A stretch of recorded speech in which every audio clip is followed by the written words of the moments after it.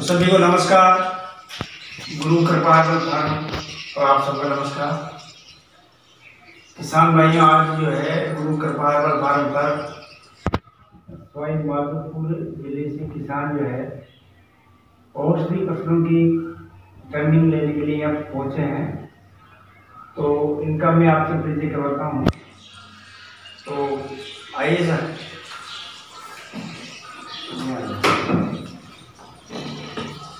तो सर, जो आज हम जो हमारे दर्शक है यूट्यूब चैनल है, उनको आपका परिचय दीजिए कि आप कहाँ से आए हो, आज यहाँ ट्रेनिंग लेने के लिए आपके जानकारी कैसे मिली और किस किस फसल में आप रुचि रखते हैं, ये सब जानकारी दें सर। हमने यूट्यूब से जानकारी मिली थी और हम बोड़ी तहसील का है। आपका गांव नाम? गांव हिंदुपुरा, तहसील बोड़ी, जिला सवाई माधोपुर। नाम लोकेश कुमार वर्मा। तो आपको ये जो है औषधि फसल के बारे में रुचि आपको कहाँ से प्राप्त हुई? सर, हमने वीडियो देखा था सर जी, उससे प्राप्त हुई। तो आपको मन में विचार बन गया? विचार बन गया और हम आगे। कितने दूर है आपका गांव यहाँ से? Sir 40 kilometre. 40 किलोमीटर दूर से आपने विचार कर लिया कि भाई हमें चलना है वहाँ, शौक में जाना है, आ गया। चलो अच्छी बात है, ठीक, धन्यवाद। आओ, आप आइए सर। आप अपना परिचय दीजिए किसान भाइयों को। आप कहाँ से आए हो, आपका नाम पता, आपको जड़ी बूटी खेती में आपको रुचि कैसे बनी और आप आगे जड़ी बूटी में क्या क्या सीख करके क्या क्या करना चाहते हैं, ये बताइए। हाँ सर, मेरा नाम चौधरी जी, ग्राम मापुरा, तहसील चौथा रोड़ा, जिला सवाई माधोपुर। मेरे को इसके बारे में यहाँ सेवा में रहते नहीं, उनसे संपर्क हुआ नहीं, यहाँ जानकारी। फिर बाद में यहाँ उनसे आके मिले और जैसे खेती देख के हमारी रुचि बढ़ गई। अच्छा, आपके रुचि बढ़ गया। हमारी फसल उत्पादन के लिए जानकारी देने के लिए ठीक, धन्यवाद। आइए सर, आप भी अपना परिचय दीजिए। मेरा नाम राधेश्याम वर्मा, ग्राम पोर्ट गढ़, तहसील निवाई, डिस्ट्रिक्ट ऑफ राजस्थान से मैं वहाँ निवास करता हूँ। और यहाँ मुझे गुरु कृपा हर्बल फार्म के बारे में हमारे भगत जी हैं चौथमल दास मापरा वाले, वो और हम दोनों एक दिन मिले। उन्होंने मेरे से कहा कि भगत जी, सौंप के अंदर मोहन जी डागर वो ऑर्गेनिक हर्बल फार्म है उनका, और वो इसके बारे में पूरी ट्रेनिंग देते हैं और जानकारी बताते हैं। तो मैंने उनसे डिस्कस किया इसके बारे में। तब उन्होंने कहा, बोले ये उनके, जब मेरे पास एंड्रॉइड फ़ोन था तो मैंने उसको खोल के देखा, गुरु कृपा हर्बल फार्म उसके नाम से जैसे मैंने सर्च किया तो उसमें पूरा उनका वीडियो आया। मैंने उसको देखा करीब 1 महीने भर तक, तो मैंने उसको देखा। उसके बाद मेरी इच्छा जागृत हुई कि वास्तव में ये फसलें करना अति आवश्यक है। आज के युग में बहुत जरूरी हो गई, भाग दौड़ में बहुत महंगाई का दौर है, इसलिए मैंने यहाँ आया।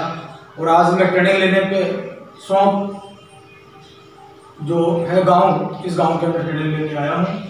और आगे चलकर मेरा ये दृढ़ संकल्प करके आया हूँ कि मैं इस चीज को सीख के कुछ आगे मैं भी कुछ लोगों को, मैं खुद ये चाहता हूँ कि मेरे परिवार को आगे ज़्यादा खिलाऊँ, आगे बढ़ाओ, मतलब कहा ये लोगों किसानों का ज़्यादा से ज़्यादा फायदा मिलाओ। ठीक है, धन्यवाद।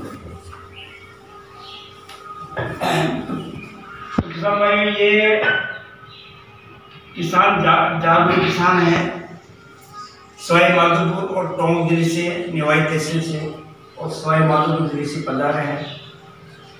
इनका में जो है गुरु कृपा ऑर्गेनिक हर्बल फार्म, ये हम अभी ऑफिस में हैं, इनका तहे दिल से हम धन्यवाद देते हैं कि आपकी रुचि बढ़ी और औषधि फसल के बारे में आप भी कुछ सीख करके कुछ नया करने का आपके मन में विचार बना है और आगे आप भी कुछ सीख करके औषधि खेती के बारे में अच्छी मेहनत के लगन के साथ में काम करें और अच्छी इनकम अपने परिवार के लिए कमाएं। साथ ही अपने लोगों को, अपने साथियों को इस बारे में जानकारी दें ताकि वह भी परंपरागत खेती के साथ साथ जैविक और औषधि फसल करें, ताकि इससे क्या है परिवार का एक आर्थिक स्थिति बढ़ेगी, सुधरेगी, मजबूत होगी, साथ में ही समाज को अच्छी गुणवत्ता वाली औषधियाँ प्राप्त होगी। क्योंकि अपन जैविक खेती करते हैं, जैविक फसल करते हैं, उसके अंदर एक प्राकृतिक गुण होते हैं जी। जो भी अपन फसल करते हैं उसके अंदर जो प्राकृतिक गुण हैं वो प्राकृतिक खाद से ही मिलते हैं। कई वर्षों से जो है लोग हरित क्रांति के आगमन से ही देश के अंदर यूरिया, DAP इस तरह के कहीं रासायनिक खादों का अंधाधुंध प्रयोग करने से आज अपना भूमि की जो क्षमता है, उपजाऊ क्षमता, वो लगातार निरंतर घटती जा रही है, जिसकी वजह से अपने उपज कम होती जा रही है और साथ में खर्चे भी किसान के बढ़ते जा रहे हैं। क्योंकि उपज कम होना और साथ में खाद, पेस्टिसाइड, हर्बिसाइड के लगातार स्प्रे करने से, प्रयोग करने से किसान को एक तो अपनी भूमि लगातार दूषित और खराब होती जा रही है, बंजर होती जा रही है, साथ में ही किसान के को घर पे एक आर्थिक बोझ बढ़ता जा रहा है, जिससे आमदनी कम और खर्चा अधिक होने की वजह से कई किसान जो है आज भी गरीबी की रेखा के नीचे अपन जीवन यापन कर रहे हैं। तो इन सब का एक निचोड़ ये है, आज भारत सरकार भी, प्रधानमंत्री जी भी कई बार अपने संबोधन में लोगों को, देशवासियों को जैविक खेती के बारे में कई बार उन्होंने बोला है। और राजस्थान में भी मुख्यमंत्री जी ने अभी जैविक खेती पर 5,000 करोड़ रुपए का बजट कृषि पर बनाया है, उसका आप स्वागत करते हैं। तो आज सरकार भी पूरा सहयोग किसानों का कर रही है कि आप जो है धीरे धीरे रासायनिक खाद को कम करें और अधिक से अधिक अपने प्राकृतिक जो खाद है, जो अपने घर में फ्री में आपको उपलब्ध है, गोबर अपने घर में होता है, पशु अपने घर में है, गोबर घर में है, गायें घर में है, तो उनके द्वारा आप खेती करें और ताकि इससे आपका जो खर्चा, जो रासायनिक खाद का खर्चा है, तो वो बचेगा, जिससे आपके घर में और अधिक इनकम बढ़ने की संभावना ज़्यादा रहेगी। तो आज हम बात करते हैं औषधीय फसलों के बारे में। देखो किसान भाइयों, आज जो है अपने पास किसान जो है अपन जो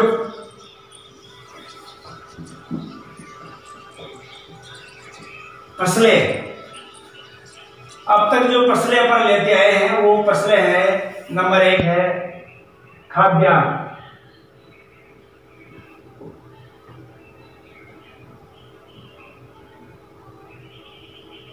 खाद्यान्न है, इसमें आप गेहूं, चावल, मक्का, ज्वार, बाजरा, ये सब जो खाने में काम आती है, ये होते हैं खाद्यान्न। ये सब फसल आप हमेशा वर्षों से लगातार करते आए हैं। दूसरी फसलें होती है दालें। दालें में आप उड़द करते हो, मूंग करते हो, मसूर करते हैं और भी कई तरह की अपन दालें, चने वगैरह जो करते हैं, तो ये सब करते हैं, ठीक है ना। बाकी आज लगातार एक ही फसल लगातार करने से कई साल तक चने की करने से समस्या ये हो गई कि अपने खेतों में अब चने में एक उगाड़ा, यानी कि वो नष्ट ऑटोमेटिक सूखने की बीमारी चालू हो गई।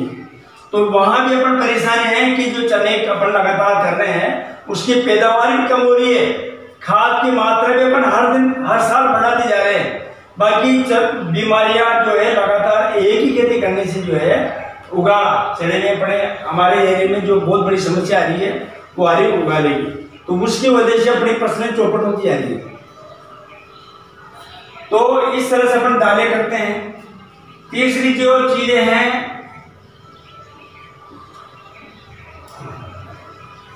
वो होता है तिलहन।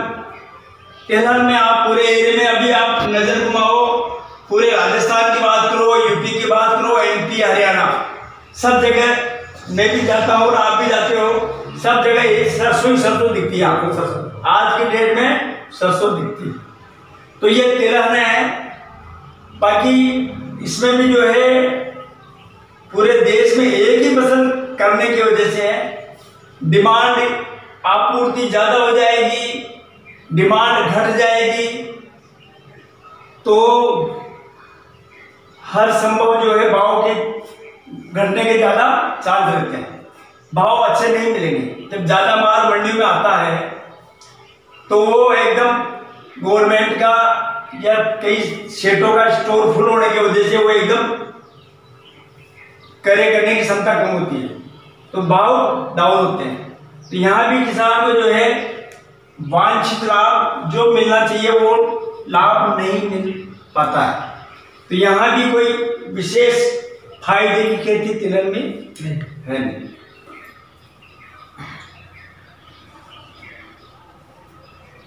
खाद्यान्न आ गए, दालें, तिलहन।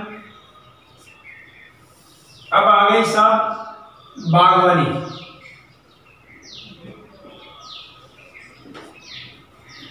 बागवानी की बात करते हैं जिसमें आपके बगीचे हो गए, जिसमें आप सब्जियां करते हो। तो यहां भी क्या है कि सब्जियां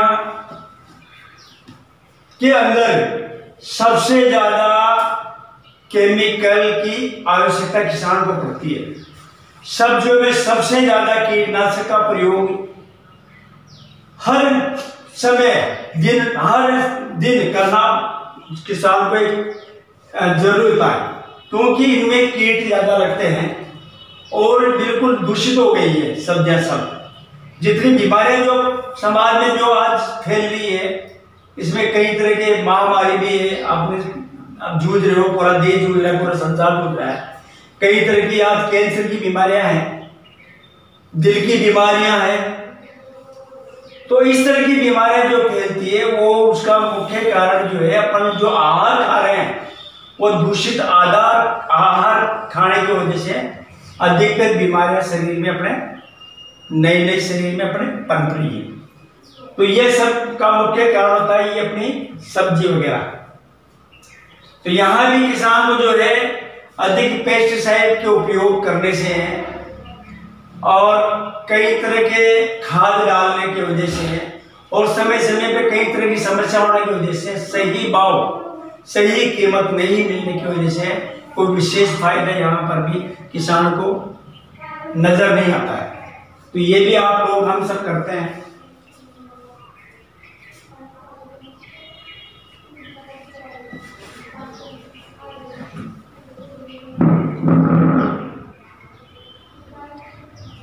फूल की खेती,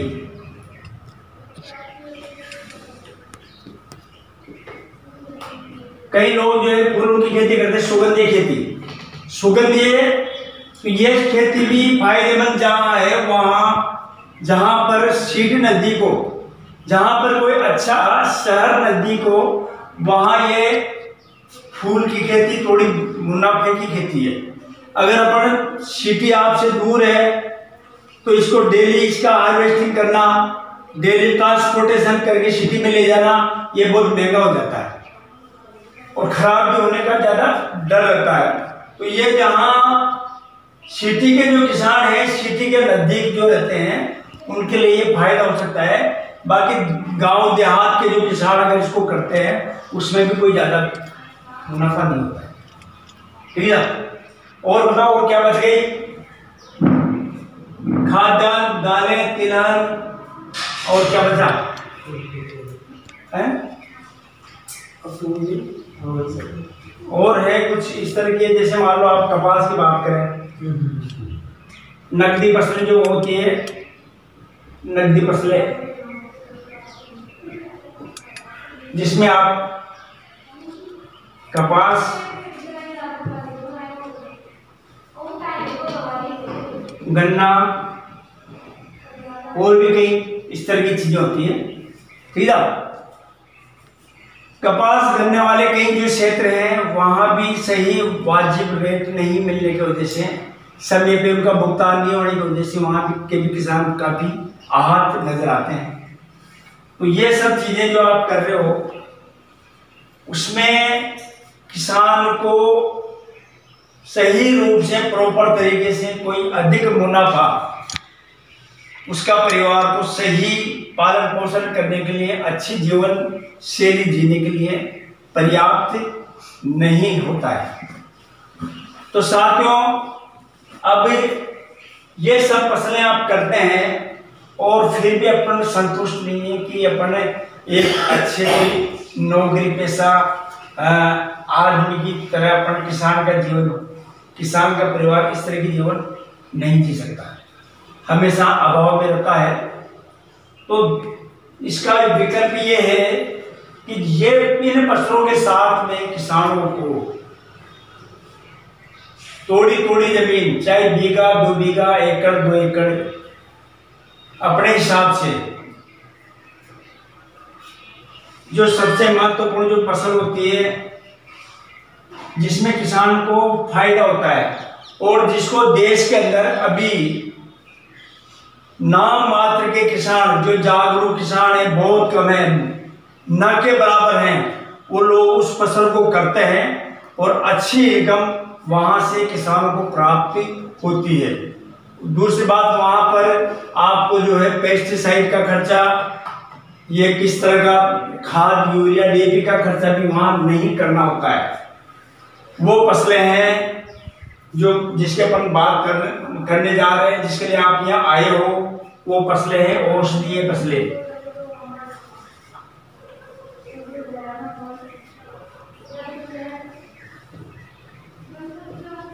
औषधि फसलें यहां भी आपको बेनिफिट नहीं हो रहा, यहां भी कम हो रहा है, तो ये चीजें हैं औषधि फसलें। अगर किसान जागरूक जो किसान है आज इस ओर औषधि फसल की तरफ ध्यान आकर्षित कर रहे हैं, उनको लग रहा है कि सरसों, चना, गेहूं, धान, गन्ना इनमें ज्यादा बेनिफिट नहीं हो रहा और खर्चा अधिक हो रहा है, किसान के पास जमीन बंटवारा होने की वजह से घटती जा रही है, परिवार का खर्चा बढ़ता जा रहा है। इस परिस्थितियों में कई जागरूक किसान जो है आज औषधि फसल की तरफ बढ़ रहे हैं और जो आज की तारीख में औषधि फसल जो करता है उसको परंपरागत खेती से 4 से 5 गुना ज्यादा मुनाफा होता है। प्रधानमंत्री जी ने ऐलान किया था 2022 तक किसान की आय दुगनी करने की। किसान भाइयों, कोई भी सरकार, कोई भी प्रतिनिधि, प्रधानमंत्री, मुख्यमंत्री, ठीक है, योजना बना सकते हैं किसान की आय बढ़ाने के लिए, सब्सिडी दे सकते हैं, कई तरह से सहयोग कर सकते हैं, बाकी काम तो किसान को ही करना पड़ेगा। आज अपने खेत में काम किसान को करना पड़ेगा, फसल किसान को लगानी पड़ेगी, फसल की अच्छी तरह से सारा कार्य देखना पड़ेगा, तभी जाकर के आय आपकी दुगनी हो सकती है। तो इसके लिए गवर्नमेंट भी आज किसानों को कई तरह के जो है इंस्ट्रूमेंट में सब्सिडी देती है, स्प्रिंग फव्वारे में सब्सिडी देती है, ड्रिप इरिगेशन में सब्सिडी देती है, कंपोस्ट खाद बनाने में सब्सिडी देती है और भी सब जगह सब्सिडी देती है। बाकी जो किसान अगर उस सब्सिडी का लाभ नहीं लेगा, अपने खेत पे फव्वारे नहीं लगाएगा, अपने खेत पे ड्रिप नहीं लगाएगा, तो सरकार कैसे उसको उसकी आय डबल कैसे कर सकती है? करना तो किसान को ही है। सरकार उसको तकनीकी दे सकती है, सरकार योजना बना सकती है, सरकार आपको सहयोग कर सकती है, बाकी करना तो किसान के हाथ में है। अब इसके लिए बात करते हैं कि औषधि फसल से आपकी इनकम दुगनी नहीं, 4 गुनी, 8 गुनी और 10 गुनी तक आपको परंपरागत खेती से, दूसरी फसलों से आपको औषधि फसल में आपको 4, 5, 8 गुनी अधिक इनकम आपको प्राप्त हो सकती है। अगर आप सिस्टम से अगर आप काम करते हो, सिस्टम से आप खेती करते हो, तरीके से आप खेती करते हो, तो ये निश्चित है कि आपकी आय, आपके परिवार की आय, जो आज की तारीख में एक बीघे के अंदर जो आपकी इनकम एक फसल से जो या साल भर से अगर एक इनकम होती है एक बीघे से, वो लगभग अपने एरिया में धान, गेहूं, चावल, सोयाबीन, उड़द, सरसों, चना, गेहूं सबसे लगभग मेरा भी अनुभव है, काफी सालों से मैं भी परंपरागत खेती कर रहा हूं, तो मुश्किल से एक फसल में जो है 25-30 हजार रुपए एक बीघे से ज्यादा की इनकम किसान को नहीं मिलती है। अगर उसमें भी वो कई तरह के मजदूरी, लेबर, हर्बिसाइड के खर्चा, पेस्टिसाइड का खर्चा, डीएपी यूरिया का खर्चा अगर उसमें से घटाता है तो वो इनकम आपकी एक बीघे से 20,000 से या 15,000, 20,000 से ज्यादा की नहीं हो पाती। तो आज इस महंगाई के जमाने में खेती के बंटवारा होने की वजह से कम होती जा रही है, और अगर एक बीघे से अगर किसान को एक फसल से 15-20 हजार, 25 हजार कमाता है, तो आखिरकार होता क्या, अपन देख रहे हैं क्या होता जा रहा है। किसान के 2 बेटे हैं, एक बेटा खेती करता है, दूसरा बेटा जयपुर बच जाता है। जयपुर में वो 10,000, 5,000, 15,000 में दूसरे के लिए रात दिन एक करके एक मेहनत करता रहता है।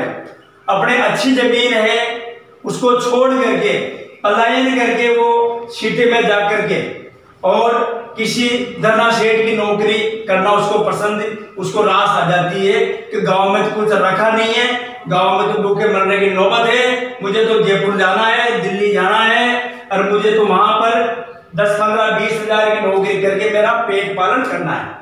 इस तरह की भावना आज के युवा जो है, बेरोजगार जो लड़के हैं किसानों के, उनके दिमाग में 100% ये बैठी हुई। मैं आज ये कहना चाहता हूं मेरे मित्रों को कि आप इस तरह की थिंकिंग छोड़िए, और मैं कह रहा हूं आप अपनी 2 बीघा, 10 बीघा, 8 बीघा जो भी जमीन है, अगर उसको आप सिस्टम से अगर आप अवेयरनेस करते हैं, सिस्टम से उसी खेती को आप करने की कोशिश करते हो, तो आप जो वहां 10-15 हजार रुपए जो आप साल भर में वहां 1,00,000, 1.5 लाख रुपए किसी की नौकरी करके प्राप्त करते हो, वह इनकम उससे 2 गुनी 4 गुनी इनकम आप जो है अपने 4 बीघा 5 बीघा जमीन में आप कर सकते हो। ये मेरा वादा है कि अगर कोई किसान का बालक इस तरह करने की हिम्मत करता है तो मैं उसको एक ट्रेनिंग देता हूं, अनुभव देता हूं और उसको सिखाता हूं कि आप 1 बीघे खेती से आप 10, 20, 50 हजार नहीं, आप 1 बीघे खेती से 1 साल के अंदर 2 लाख रुपए, 2.5 लाख रुपए आप आसानी से कमा सकते हो। जो आप जो पूरे साल भर में वहां नहीं कमा रहे हो, वह इनकम आप 1 बीघा जमीन से आप जो है औषधि फसल लगा करके उसकी प्रोसेसिंग करके उसको बढ़िया पैकिंग करके मार्केट में आप बेचते हो, तो 1 नहीं, 2 नहीं, 3 नहीं, 4 नहीं, मैं कह रहा हूं 5 लाख रुपए 1 बीघे से आप कमा सकते हो। अभी मैं वही चीज आपको बताने वाला हूं। तो बताओ, औषधि फसल अच्छी है? जी अच्छी है।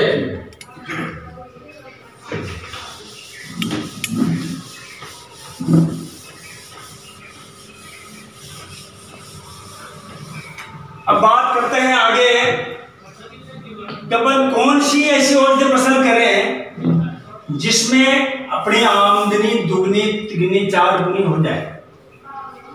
तो साथियों, अपने इस क्षेत्र में, अपने एनवायरमेंट वातावरण में जो फसलें सही आसानी से अपन कर सकते हैं और हो रही है, उसके बारे में मैं आपसे चर्चा करता हूं, उसके बारे में आपको बताता हूं।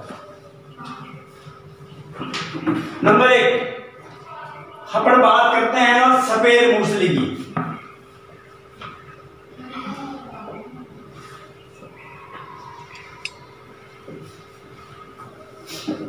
सफेद मूंगफली, साथियों, सफेद मूंगफली जो है यह एक बहुत ही पहले से, पुराने जमाने से ही ये जो है ताकत का खजाना इसको मानते हैं। ताकत का खजाना, एनर्जी बूस्टर, इससे ज्यादा बलशाली कोई भी औषधि फसल नहीं होती है। और ये बिल्कुल सूखने के बाद में, छिलने के बाद में बिल्कुल वाइट होती है। इस वजह से इसका नाम शायद सफेद मूंगफली है। इसका बायोटिक नाम जो बोरीविलियम फाइटस इसका वैज्ञानिक नाम है। पहले जब जंगल अधिक होते थे, अच्छी वर्षा होती थी, काफी जंगलों के अंदर ये अपने आप नदियों के किनारे और जंगलों के अंदर ये अपने आप होती थी। बाकी दुर्भाग्य से जंगल धीरे धीरे घटते जा रहे हैं, नष्ट होते जा रहे हैं, जंगलों से वनस्पति खत्म हो चुकी है लगभग। इस कंडीशन में देखो, जो ये ताकत का जो खजाना है, जो है कि इम्यूनिटी पावर की सबसे अच्छी मेडिसिन बनती है, दिमाग की अच्छी मेडिसिन बनती है, सिर्फ जोड़ों के दर्द में, दिमाग में, बॉडी बूस्ट करने में, ये सब काफी महत्वपूर्ण चीज है सफेद मूंगफली। तो जब जंगल खत्म हो गए, जब इसकी डिमांड बढ़ने लगी, तो कुछ जागरूक किसानों ने यह जंगल से कलेक्ट करके अपने खेतों में लगाना शुरू किया। आज के लगभग 15-20 साल पहले, 25 साल पहले धीरे धीरे उन्होंने काम प्रोसेसिंग शुरू किया, मार्केट में बेचना शुरू किया, अच्छी इनकम प्राप्त होने लगी। तो धीरे धीरे यह एक लोगों में जानकारी गई कि सफेद मूंगफली की खेती होती है और बाजार में अच्छी महंगी बिकती है। तो धीरे धीरे इसकी खेती का प्रचलन धीरे धीरे बढ़ता गया। तो इस तरह से ये सफेद मूंगफली एक औषधि फसल की एक नकदी क्रॉप है, नकदी फसल है। इससे किसान को एक बीघे से अच्छी खासी इनकम, परंपरागत खेती से लगभग 4, 5, 8 गुना तक इनकम यहां से किसान हो जाती है।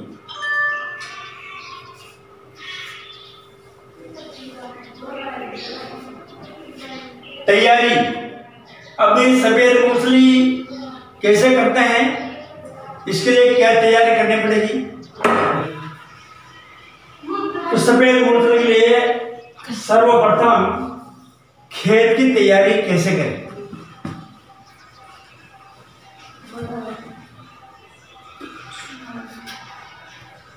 खेत की तैयारी के लिए जो है, खेत अभी अपने खेत जो है मार्च में, अप्रैल में पूरे खेत खाली हो जाते हैं।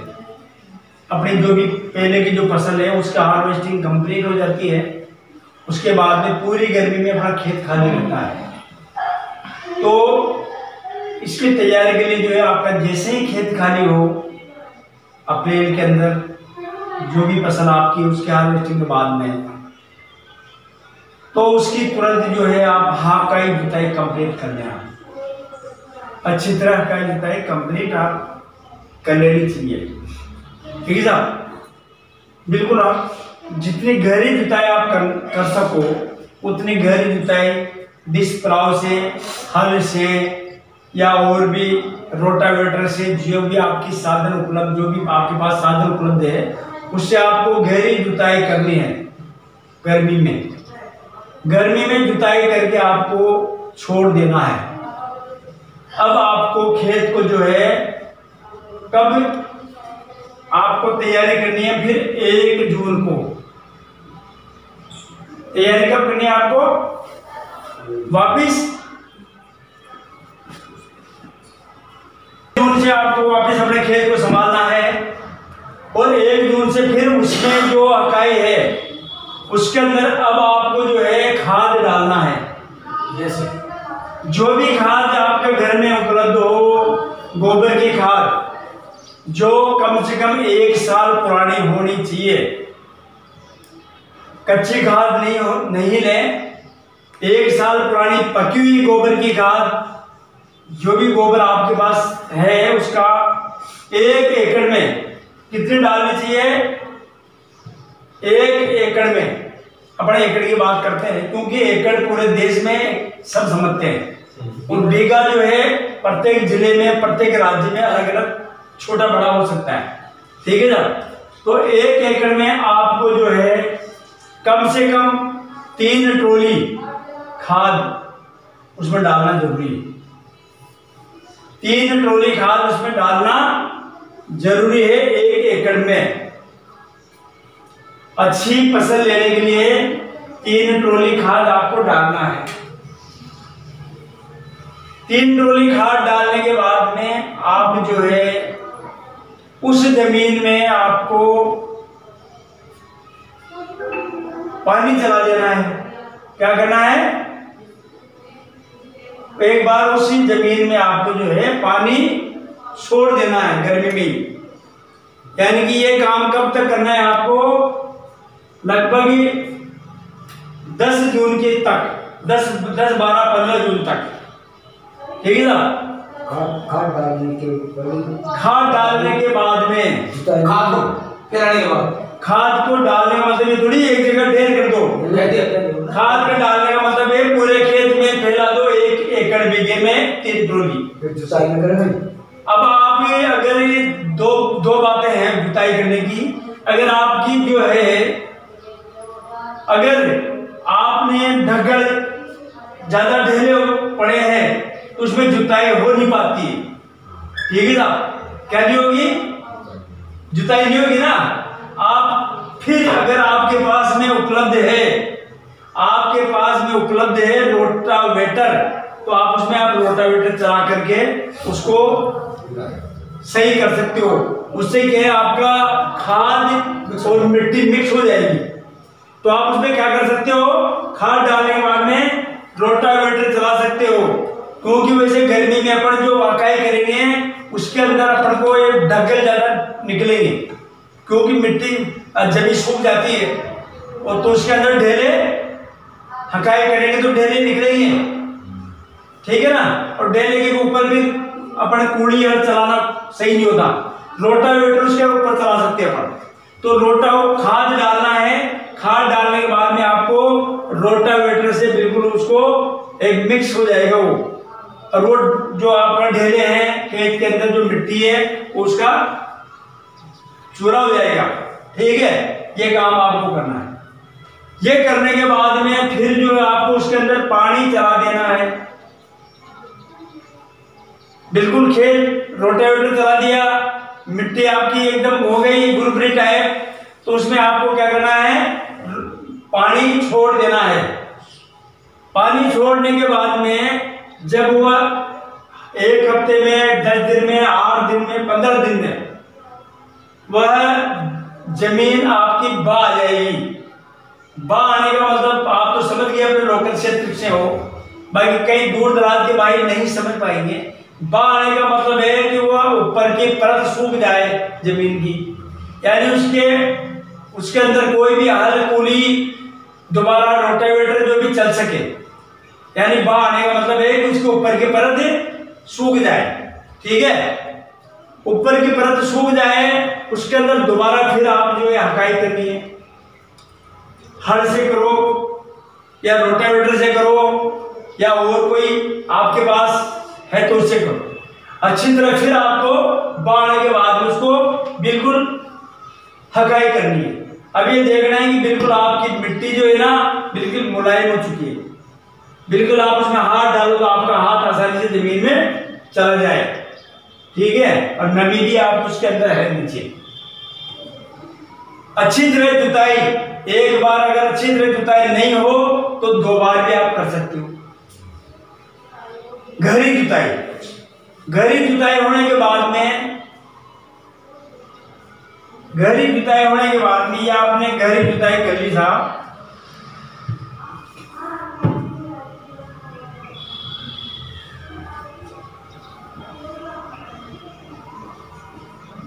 गहरी जुताई करने के बाद में करना क्या है आपको, अब यहां 2 सिस्टम से अपन खेती करेंगे। पहला सिस्टम है बेड बना करके, बेड बना करके,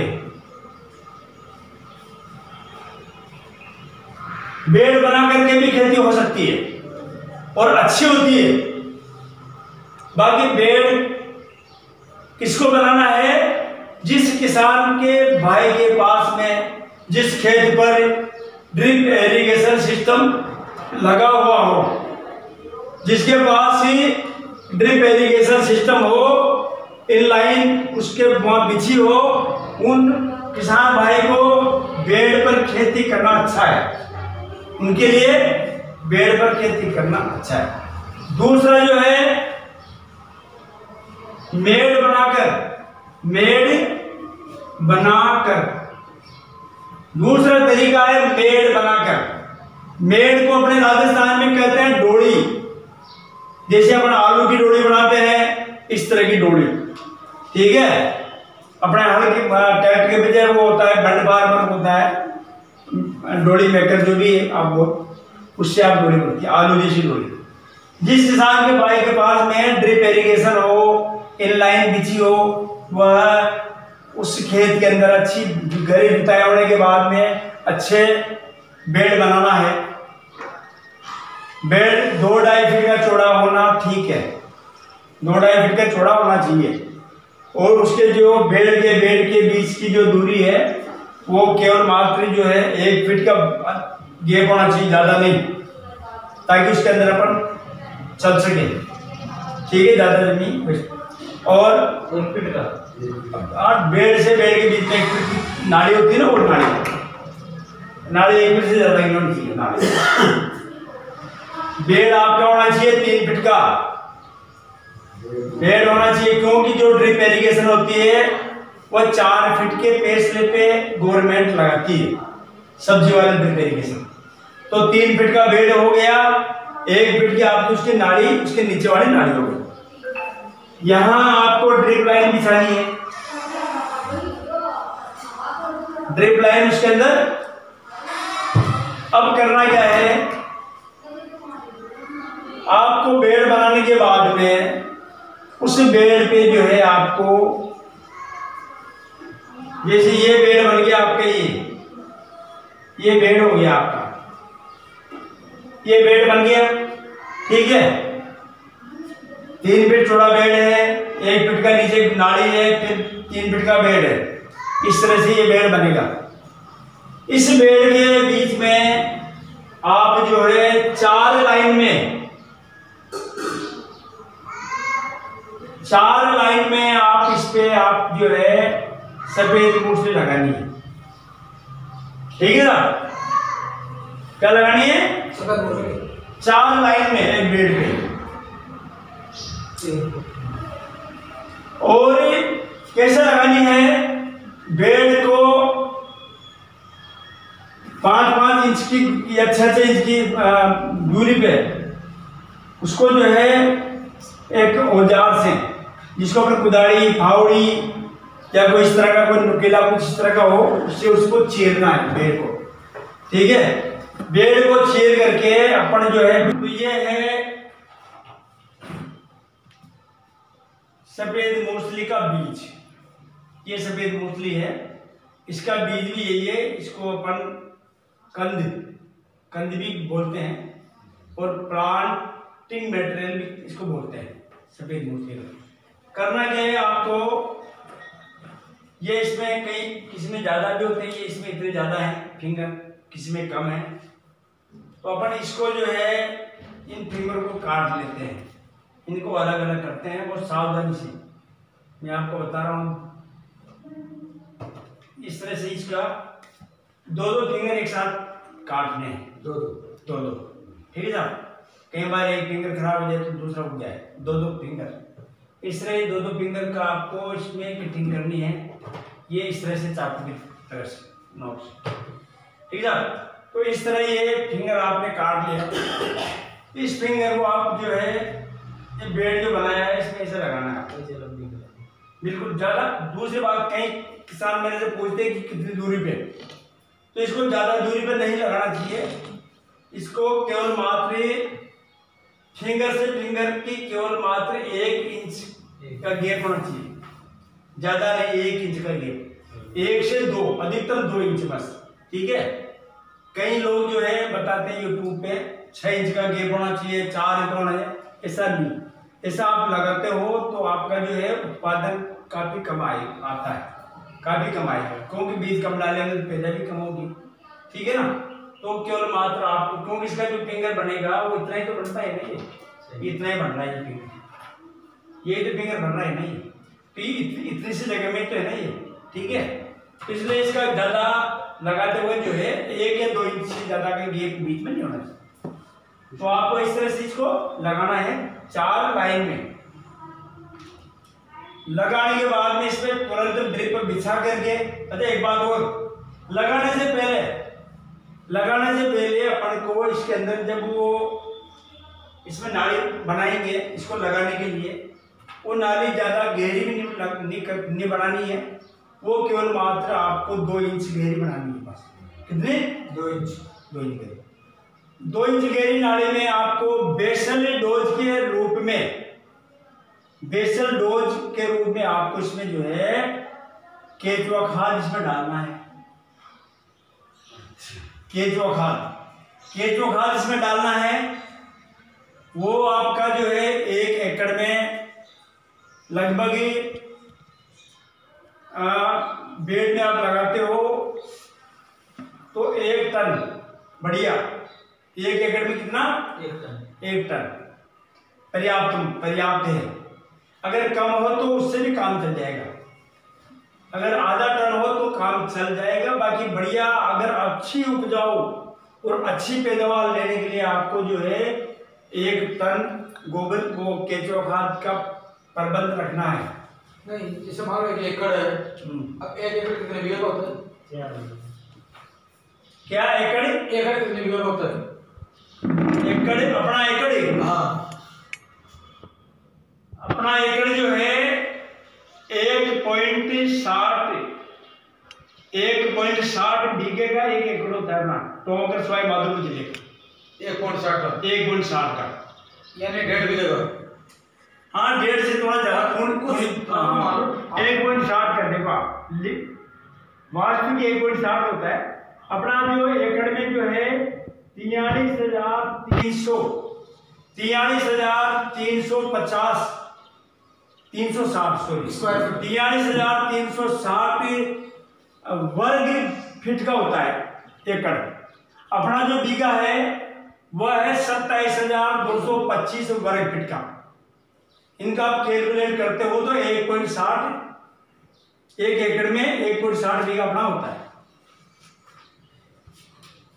तो बताया आपने, कितना बताया वो? एकड़ 43,360 वर्ग फुट। 360, हाँ, 43,360, ठीक है। बीघा होता है 27,225 वर्ग फीट।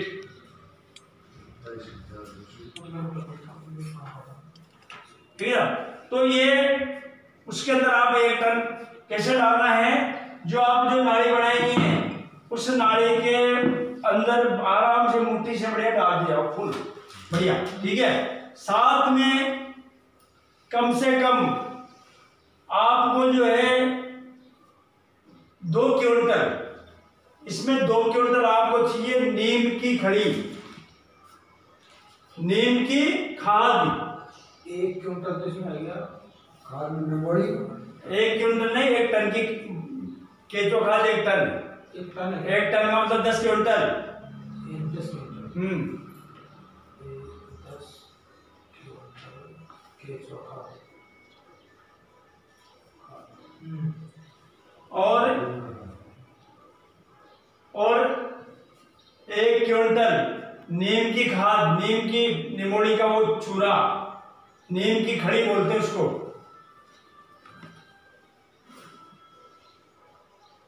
नीम की खाद, नीम की खड़ी जिसके पत्ते होते हैं वो।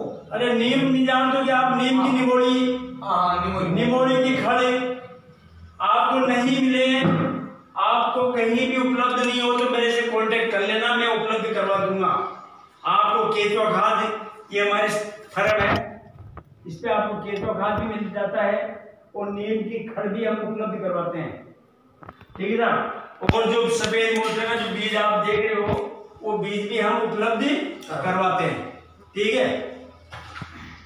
तो आपको ये तैयार रखना है। तो पहले तो आपको डालना है केचुआ खाद, उसके बाद में डालना है आपको नीम की खड़ उस नाड़ी में, और फिर लगानी है ये कंद, फिर लगाना है आपको बीज, प्लांटिंग मटेरियल ये डालना है फिर उसके अंदर, और वापिस उसको खड़ी डालनी है कि ये आड़ी, इस तरह आड़ी डालनी है, ऐसे कैसे आप ये आड़ी डाल दो, आप ऐसे कैसे डालते चले जाओ, ठीक है। तो ये डालनी, फिर उसको वापिस भर देना है, उसको वापिस बूझ देना है प्लेन, और ड्रिप बिछा करके और पानी चालू करना है। इसको कितने देर में डालनी है? इसको 2 इंच, 2-3 इंच डाल के फिर इसके ऊपर मिट्टी डाल दो वापस, इसको डाल के फिर मिट्टी डाल दो वापस। हाँ, पहले तो केचुआ खाद डालनी है, फिर आपका नीम की खड़ी डालनी है, फिर उसके ऊपर इसको लगाना है, फिर वापस भर देना है, फिर ड्रिप बिछा दी है, पानी चालू कर देना है। ये काम आपको करना है, ठीक है साहब। तो ये तो हो गया काम बेड का। अब अपन करते हैं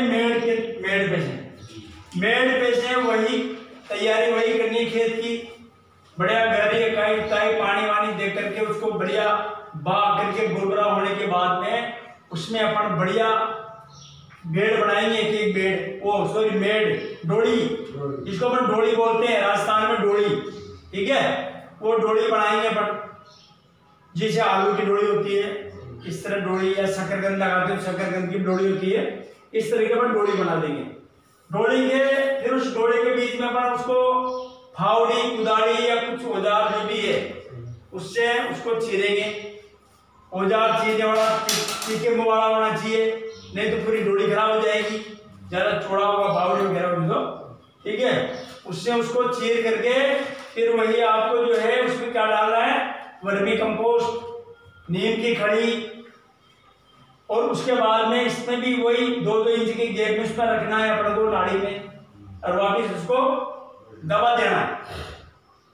दबाने के बाद में जब पूरे खेत में आपके लग जाए, पूरी तरह से कंप्लीट हो जाए, फिर उसमें आपको या तो फव्वारा से पानी देना है, ठीक है। अगर फव्वारा सिस्टम है तो सबसे बढ़िया, हल्का फव्वारा ऊपर चले तो वो आराम से अच्छा पूरा गीला हो जाएगा। अगर फव्वारा नहीं है, फ्लड इरिगेशन है, नाले द्वारा पानी देते हो तो पानी नाले द्वारा दे दो आप। बाकी ध्यान ये रखना है यहाँ पर कि वो पानी ऐसा देना है कि वो डोली भी खराब नहीं हो, वो डोली भी बहे नहीं, हल्का देना है पानी। ऐसा नहीं कि पूरे 2 इंच का पाइप एक नाली में भरने लगा दिया तो पूरी नाली को ही बाहर के ले गया, पूरे उसको डोली को ही, ऐसा भी नहीं, हल्का पानी देना है। जैसे पूरी डोली भी सीम जाए, डोली सीम जाए, आप समझिए, डोली सीम जाए, पानी इतना देना है कि वो डोली बिल्कुल सीम डोली में चली जाए। सुबह आप देखो पूरा खेत आपको गीला नजर आना चाहिए, कहीं भी डोली सूखी नहीं रहनी चाहिए, ठीक है ना। तो इस तरह से आपको पानी देना है। पानी देने के बाद में जो है आप ये काम आपका प्लांटिंग मटेरियल का और आपका सोइंग प्रक्रिया यहाँ पूरी होती है। सोइंग एक दूसरा मेरा जी, जैसे आपने जो डोली बनाएंगी, डोली के ऊपर लगाने के नीचे लगानी है, डोली के ऊपर बीच में डोली को चीर करके डोरी को चीर करके वही 2, 2.5, 3 इंच पे लगाना है और वापस दबा देना है। ठीक है,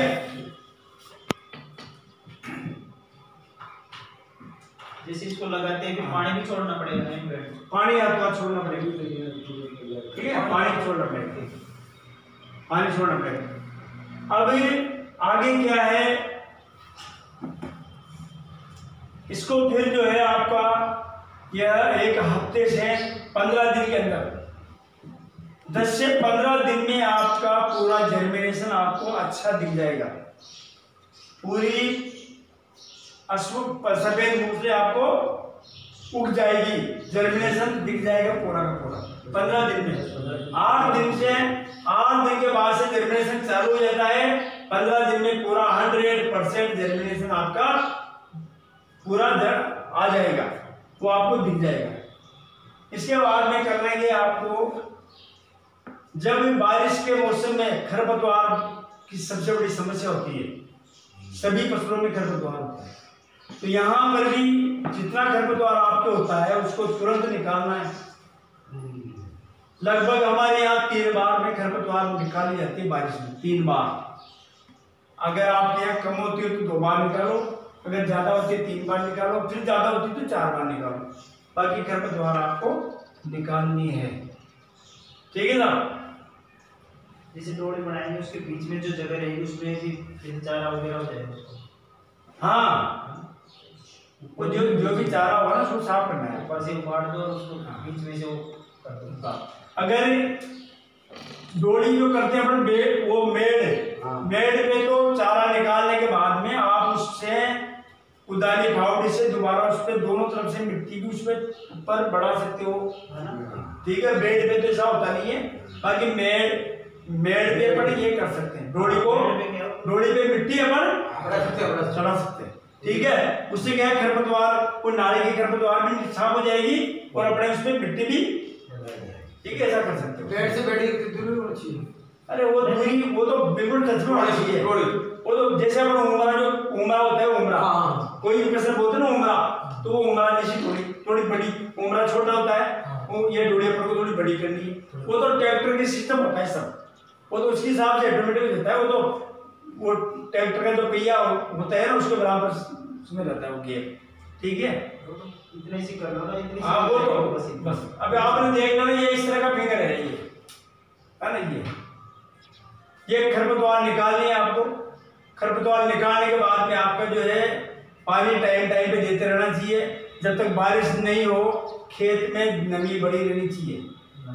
ठीक है, जून के महीने में आपने 1 या 2 या 3 सिंचाई करनी पड़ सकती है। बारिश आने के बाद में कोई सिंचाई की आवश्यकता नहीं है, केवल आपको खरपतवार बिल्कुल समय पे निकालनी है, ये काम करना है।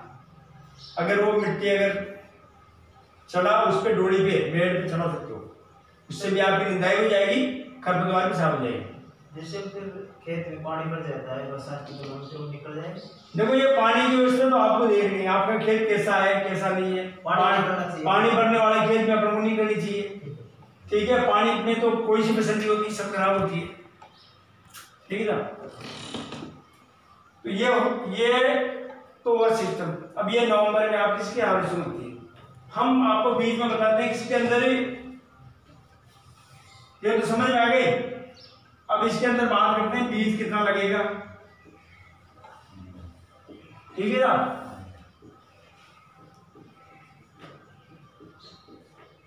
प्लांटिंग मटेरियल,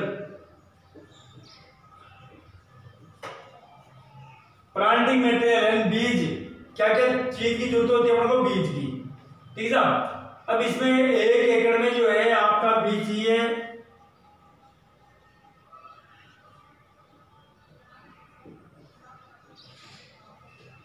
1 एकड़ में आपका चाहिए 300 kg।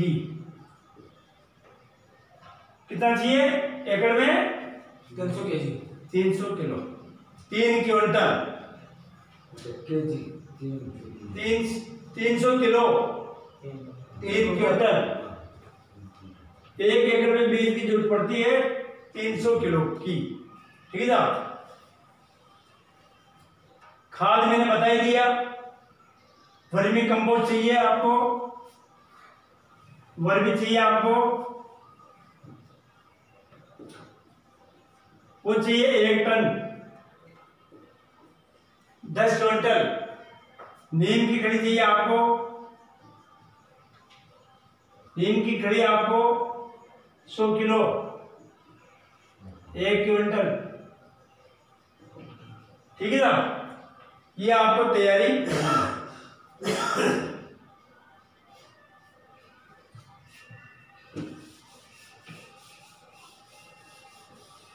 रोग इसमें किसी तरह का आता नहीं है। फिर भी अगर ज्यादा बारिश होती है तो इसमें जो है फंगस की शिकायत हो सकती है। फंगस की शिकायत कैसे होती है कि उस समय इसके पत्ते जो होते हैं वो उसमें लाल लाल लाइन होती है, लाल लाल धारी आपको देखने को मिलेगी। पत्ता नीचे से लाल लाल होता चला जाता है। अगर वो फंगस ज्यादा समय तक रुकती है तो वो अपनी कंद को खराब करती है। समय से पहले ही पूरे पत्ते उसके सूख जाते हैं, पत्ते झड़ जाते हैं, तो पौधा वहीं का वहीं जो फिंगर है वो ज्यादा डेवलप नहीं कर पाता है और वहीं कमजोर फसल अपने हो जाती है। उसके उपचार के लिए जो आपको जैविक तरीके से आप डालो तो उसके अंदर छाछ का स्प्रे आपको करना चाहिए। खट्टी छाछ, अगर उस खट्टी छाछ के अंदर भी अगर आप कोई तांबे की वस्तु डाल देते हैं, क्या तांबे का कोई भी आपके पास पुराना सिक्का पड़ा है, तांबे का कोई वायर पड़ा है, तांबे का कोई भी धातु वस्तु पड़ी है, उस छाछ में डाल दो तो हमेशा छाछ में कोई भी धातु का जो है ना गलना चालू हो जाती है, छूट दे ना, तो वो तांबे वाली छाछ और भी ज्यादा फायदेमंद है। उसका स्प्रे आपको 1 बार 2 बार 3 बार आप कर सकते हो, उससे ये शिकायत दूर हो जाती है। छाछ को कितने दिन रखना है? 2-3 दिन? 2-3 दिन तक रख लो आप, उसमें तांबे का तार वगैरह डाल दो। दूसरी बात, बीज को लगाते समय बीज उपचार की बात करते हैं अपन, बीजोपचार।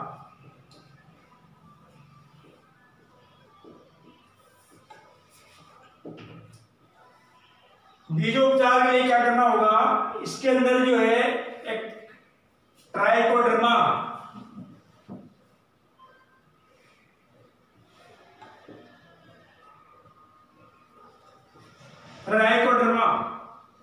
यह फंगस नाशक जैविक दवाई है। ट्राइकोडर्मा बाजार में ये पाउडर में मिलता है और लिक्विड में मिलता है। ठीक है साहब, तो ये आप इसका उपयोग कर सकते हो। ट्राइकोडर्मा का घोल लेकर के उस घोल में पूरे कंद को डाल दो, डाल करके उसके अंदर भिगो करके निकालो और फिर लगाओ, तो ये फंगस रोधी जीवाणु है ये भी। इसकी कितनी मात्रा? ठीक है, इसकी मात्रा कितनी होनी चाहिए? मात्रा 1 एकड़ में 1 किलो का वो ले लो आप डिब्बा, 1 किलो पाउडर का, उसका घोल बढ़ाते जाओ, फिर पानी डाल दो, घोल बढ़ा दो उसमें, ठीक है, उसमें भिगो करके निकाल लो, उसमें डिबो करके निकाल लो, तो आप ये कर सकते हो। ठीक है साहब, अगर ट्राइकोडर्मा नहीं हो तो एक होता है वेस्ट डिकम्पोजर। वेस्ट डिकम्पोजर के घोल में भी आप इसको निकाल सकते हो डिबो करके। वेस्ट डिकम्पोजर में आपको बताना चाहता हूं, ये रहा देखो, बात कर रहा हूं वेस्ट डिकम्पोजर की। ये वेस्ट डिकम्पोजर है, ट्राइकोडर्मा भी है, ये ट्राइकोडर्मा भी है। देखो मैं आपको दिखा रहा हूं, है देखो आप, ये है ट्राइको। ठीक है ना, ये 1 किलो का पैकेट है। वैसे ये कितना का आता है भैया? 175, कितना कान खींच के रेट। वैसे ये गवर्नमेंट सप्लाई का है और मेरे पास तो 10% है, बहुत सस्ते में आता है। सरकार द्वारा, ठीक है। बाकी बाजार में ये 150-200 रुपये का मिलता है ऐसा है। बाकी में ये गवर्नमेंट से आप बात करते हो अपने कृषि विभाग में, तो वहाँ ये जैविक खाद काफी सारे बहुत ही कम रेट पे, यानी कि 1 एकड़ का जो मटेरियल है वो 1200 रुपये का होता है, वो आपको केवल मात्र 160 रुपये में अपने राजस्थान सरकार देती है, केवल 160 रुपये में 1 एकड़ का पूरा। उसके अंदर ट्राइकोडर्मा आते हैं, सब चीज़ें काफ़ी सारी, एरिजाइम आते हैं, कई तरह के उसके अंदर पोटास, फॉस्फेट, सब चीज़ें उसके अंदर मिलती है आपको। ये अपने जो वासन ला सकते हैं क्या? ये मार्केट में मिल जाता है। नहीं, जो आपने बताया गवर्नमेंट से, गवर्नमेंट ग्राम सेवक से आप बात करके, सुपरवाइजर से, एग्रीकल्चर अधिकारी से बात करके वो आपको गवर्नमेंट की जो दुकान होती है कोऑपरेटिव की, वहां मिलता है, ठीक है ना। ये वेस्ट डिकम्पोजर है, ये अभी इसके चलो बीच में चर्चा आ गई, 2 मिनट का मैं बता रहा हूँ। ये वेस्ट डिकम्पोजर ये है एक आज की तारीख में भूमि के लिए सबसे महत्वपूर्ण जरूरी चीज है जैविक खेती करने वालों के लिए। इसका ये एक डिब्बी आती है, ये डिब्बी जिंदगी भर आपके काम आएगी, जिंदगी भर। इसमें मल्टीप्लाई होता है, जैसे अपन रोज 7 का जामुन देकर के फिर छाछ बढ़ जाती है, दूध में छाछ डालते क्या होती है, छाछ। इस तरह ये भी एक बार बोर्ड बना लो आप, ये एक डिब्बी है, ये 200 लीटर पानी में 2 किलो गुड़ में ये 200 लीटर बन जाती है। फिर आपके दूध पड़े, अभी अपन कार में चलेंगे, वहां दिखाऊंगा मैं आपको, ठीक है, वहां बना रखा है। तो ये भी मल्टीप्लाई होती चली जाती है। ये भी एक सबसे बड़ा एक ये है, इसके अंदर गाय के गोबर से कल्चर, अपने वैज्ञानिक जो है डॉक्टर कृष्ण चंद्रा जी, जैविक अनुसंधान केंद्र गाजियाबाद, वो अभी रिटायर हो गए, तो उन्होंने ये वैज्ञानिक है बहुत बड़े अपने देश के, डॉक्टर कृष्ण चंद्रा जी, तो उन्होंने ये बनाया है, ये कल्चर उन्होंने बनाया है अपने वैज्ञानिक तरीके से। तो इसके अंदर काफी एंजाइम है, ये अपने डिकम्पोज का काम करता है, खाद को भी अच्छा बनाता है। जमीन के अंदर जो पुराना आपका यूरिया डीएपी जो जमा पड़ा है ना, जमा पड़ा है, उसको भी वापस डिकम्पोज करके उसका उपयोग करने में सहायक होता है। तो इसके बारे में मैंने अलग से वीडियो बना रखा है, आप उस वीडियो को आप देख लेना, इसके पूरा वीडियो आपको मैंने बना दिया। तो इन दोनों का उपयोग अपन इसमें बीज के उपचार में ले सकते हैं, ठीक है ना। फसल तैयार आपकी जो है नवंबर के महीने में हो जाएगी। नवंबर में आपकी फसल की हार्वेस्टिंग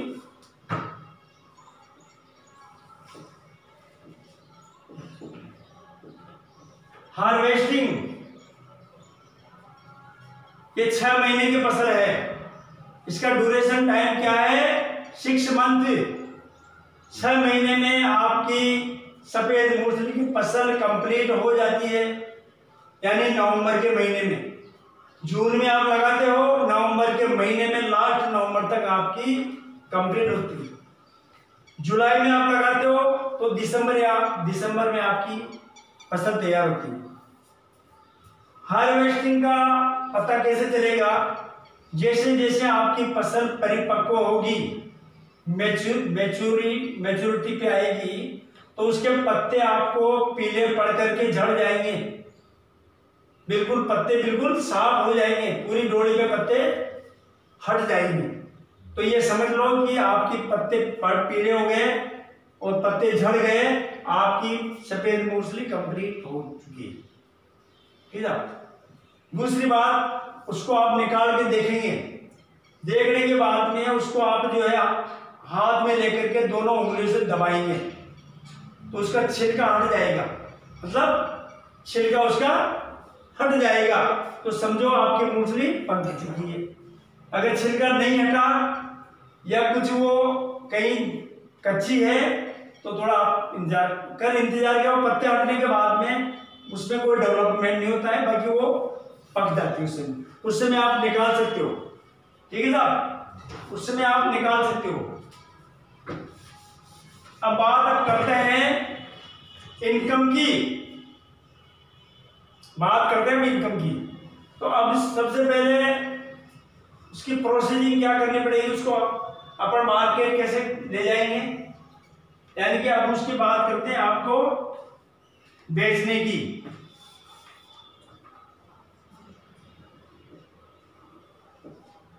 मार्केट, ठीक है, यानी सेल आउट। सेल आउट कैसे करेंगे? सेल आउट करने के दो तरीके हैं। पहला तरीका ये है कि आप उसको प्रोसेसिंग करके, छिलाई करके, सफाई करने के बाद में सुखा करके और पैकिंग करके आप उसको बेचो बाजार में, ठीक है।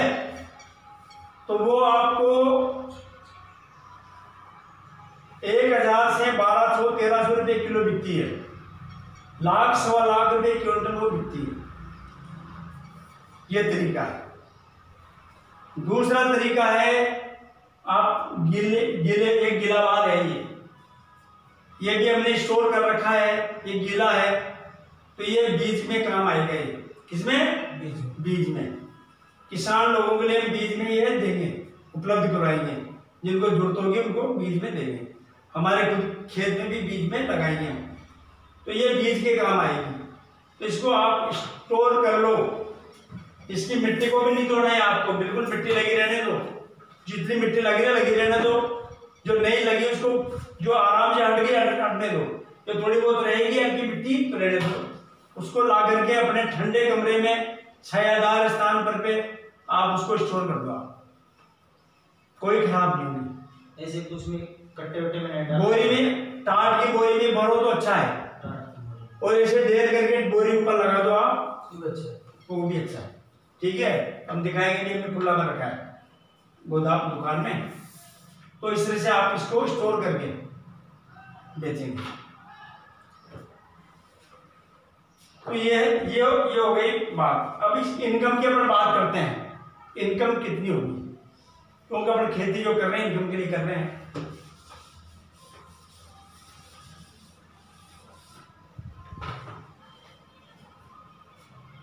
आई कितनी हो गई? ये तो है आई, यहां है खर्चा, ठीक है ना। तो पहले बात करते हैं खर्चे की। कितना खर्चा आपका इसमें लगता है 1 एकड़ में, ठीक है ना। 1 एकड़ में सबसे पहले आपको लेना पड़ेगा बीज, नंबर 1 बात, बीज, प्लांटिंग मटेरियल, ठीक है ना। वो कितना होगा? 300 किलो।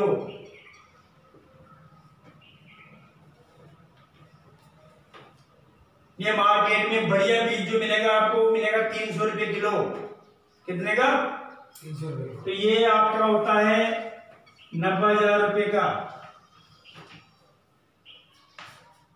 ये पहला खर्चा। दूसरा वर्मी कंपोस्ट,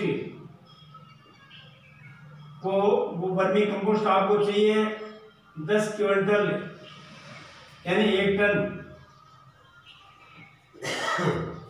1 टन जो आपका लगभग पड़ेगा 7,000 रुपये का, ठीक है ना।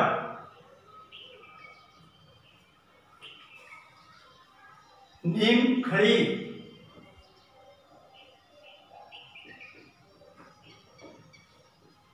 नीम खड़ी 100 किलो, ये आपको पड़ेगी 25 से 30 रुपए किलो, यानी 2,500 से 3,000, यानी 3,000 आप राउंड फिगर में कर लो, 3,000, ठीक है ना। अब आती है साहब आपकी मजदूरी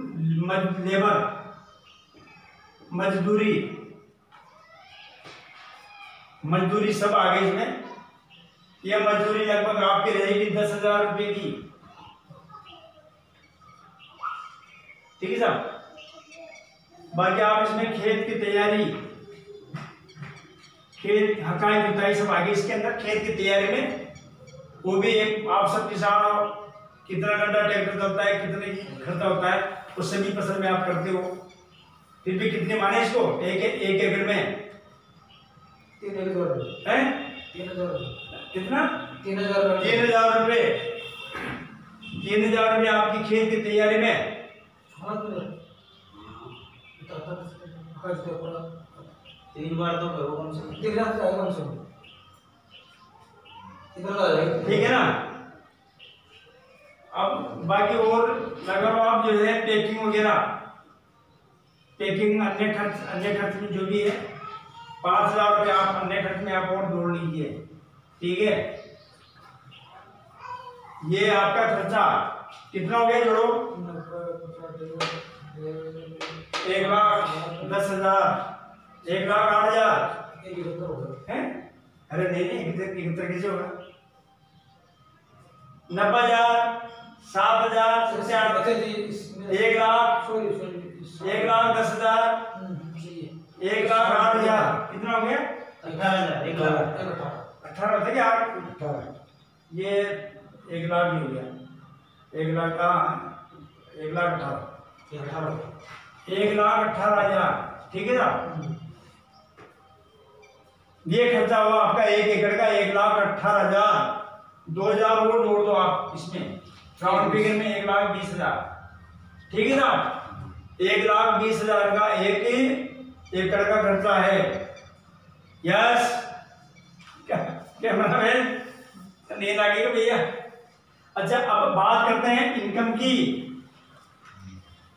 1 एकड़ में आपका इसका प्रोडक्शन जो आता है वो आता है 10 से 15 क्विंटल। जितना आप जो बीज डालते हो उस बीज का 5 से 10 गुना प्रोडक्शन मिलता है इसके अंदर, 5 से 10 गुना। हाँ, तो 5 से 10 गुना में ये आपका 300 किलो बीज है, 3 क्विंटल, तो 15 कम से कम 15 से 20 क्विंटल पैदा होगा आपका ये 1 एकड़ में। अपन कम की भी बात करें तो 15 क्विंटल, कितना? 15 क्विंटल ठीक है, 15 क्विंटल। अब 15 क्विंटल को अपन सुखा करके बेचेंगे तो कितनी इनकम होगी? 15 क्विंटल का सूखने के बाद में बचता है ये केवल 25%। 25% का कितना हुआ? 3.75, 7.5, 3.75 कितना? 375 किलो ठीक है। 375 किलो को आप 1000 से गुणा करो, कम से कम 1000 रुपए रेट लगती है ठीक है। तो ये इनकम कितना हो गया आपकी? 3,75,000। 1 एकड़ से इनकम आपकी 3,75,000 रुपए। अगर इसको आप जो है गीला माल बेचते हो बीज के लिए किसानों को, तो कितनी इनकम हो गई?